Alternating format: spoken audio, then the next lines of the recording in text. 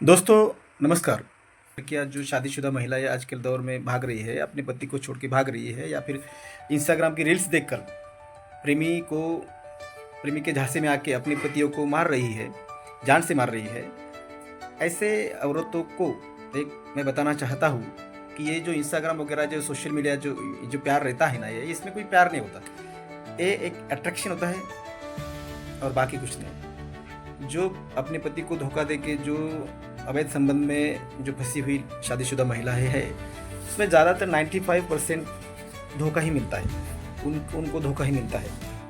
इसलिए मैं उन लोगों को, मैं उन लड़कियों को, मैं उन महिलाओं को सचेत करना चाहता हूँ कि इंस्टाग्राम की रील्स देखकर किसी के बहकावे में मत आइए, किसी के बहकावे में आकर अपना संसार, अपनी शादीशुदा ज़िंदगी बर्बाद मत कीजिए। यह हाल ही की एक घटना है जो महाराष्ट्र से है।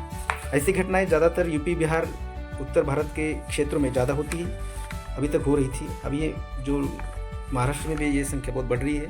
अभी फ़िलहाल हाल ही की एक घटना है, 28 फरवरी 2026 की घटना है। ये जगदीश काशीनाथ पाटिल 32 साल के एक युवा थे। उनकी पत्नी का नाम था अनिता जगदीश पाटिल। 30 साल की ये लेडीज थी, शादीशुदा महिला थी। अब ये चोपड़ा तालुके में अक्कल खेड़ा, जहाँ पे एक भाग पड़ता है, वहाँ के प्लॉट भाग में ये रहती थी। तो ये सभी लोग, इनके 2 बच्चे भी थे। बेटे का नाम हर्षल और बेटी तनुजा। इनका सुखी परिवार था, आनंदी परिवार था। लेकिन कुछ दिन बाद पति बाहरगांव, जगदीश जो इनके पति थे, वो बाहरगांव काम के लिए जाते थे। काम के सिलसिले में अक्सर बाहर जाते थे। तो ये अनिता, उनकी जो पत्नी है, वो इंस्टाग्राम की रील्स देखकर ज़्यादा समय व्यतीत करती थी। तो एक समय में इनका प्रेम प्रसंग इंस्टाग्राम से देवानंद सुभाष धनकर, ये 26 साल के युवक थे, इनसे हो गया।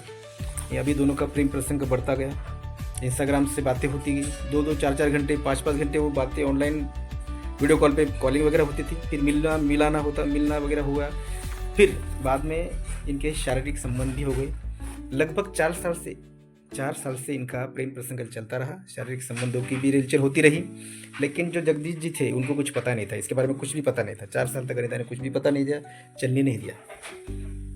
बाद में जो ये बंदा है देवानंद धनकर नाम है इनका, ये भी शादीशुदा थे। अनिता भी शादीशुदा थी। अनिता को 2 बच्चे थे, देवानंद को भी 1 बच्चा था। लेकिन अनिता का टैटू देवानंद ने अपनी छाती पे गुदवा लिया था। तो ये टैटू अनिता का देवानंद की पत्नी को दिख गया। तो देवानंद की पत्नी झगड़ा होकर के निकल गई, गाँव चली गई, मायके चली गई।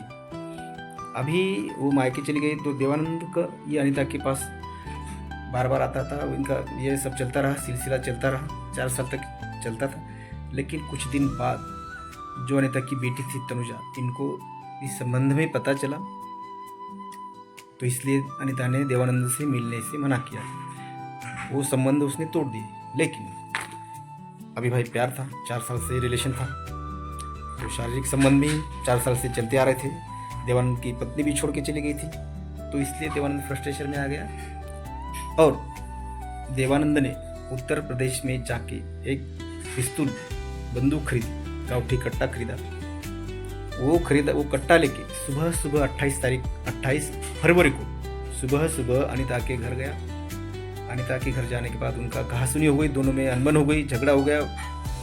उस झगड़े के बाद उसी दौरान अनिता के कनपट्टी में, अनिता के भेजे में 3 गोलियां दाग दी। अनिता की जगह पे डेथ हो गई।